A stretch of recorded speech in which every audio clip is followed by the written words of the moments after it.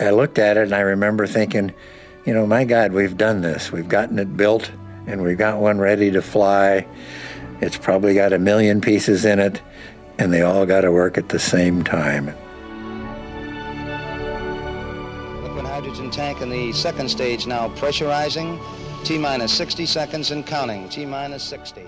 I was in awe of what was going on because I realized that not only was my F1 engine so important, but so many other systems went through that same sort of experience. They all had their major unknowns. They all had their teams that had to do their jobs perfectly, or that vehicle would not work. T-minus 50 seconds and counting. We have transferred to internal power. The transfer is satisfactory.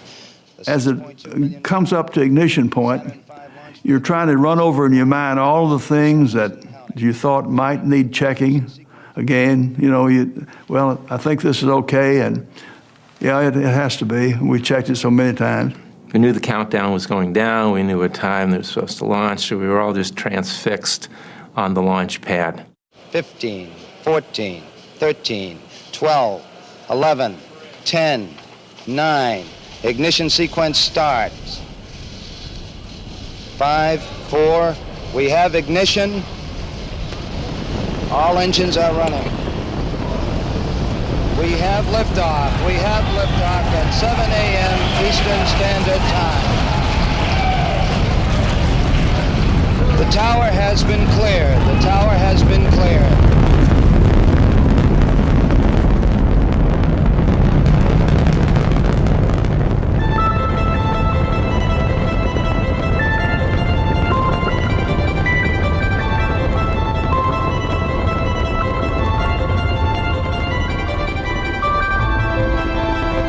You see it move off very slowly.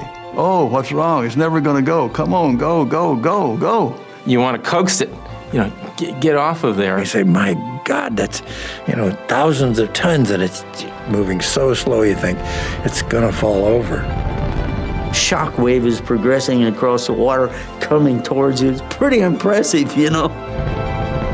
I had never felt this much power and energy from that distance. We were going like, the ground was shaking like an earthquake in California.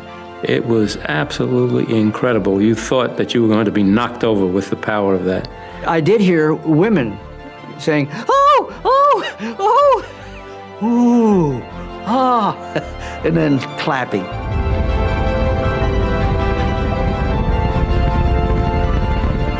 It was the dawn of a new era in spaceflight.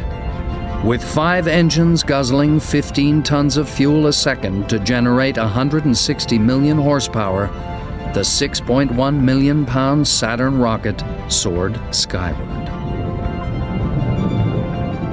I was, you know, so nervous when it finally, the ignition was on the first stage, took off, and it fired properly, and that was wonderful. And then all I'm worried about is what are we going to do after the first stage burns out? Is ours going to start?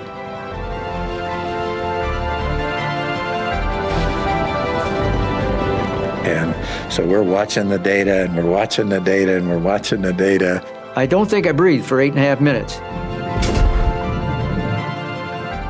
We drop the interstage, which is pretty neat, and we ignite the J2 engines, and they all come up to thrust. And we say, it's working, it's working, it's working. Phew. And that's what we thought, phew.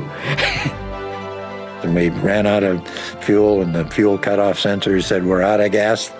And then the S-4B ignited, and it took off. And to me, that was all over by that time. My part was done. Apollo 4 had been a near-perfect flight. Suddenly, the president's goal seemed much closer.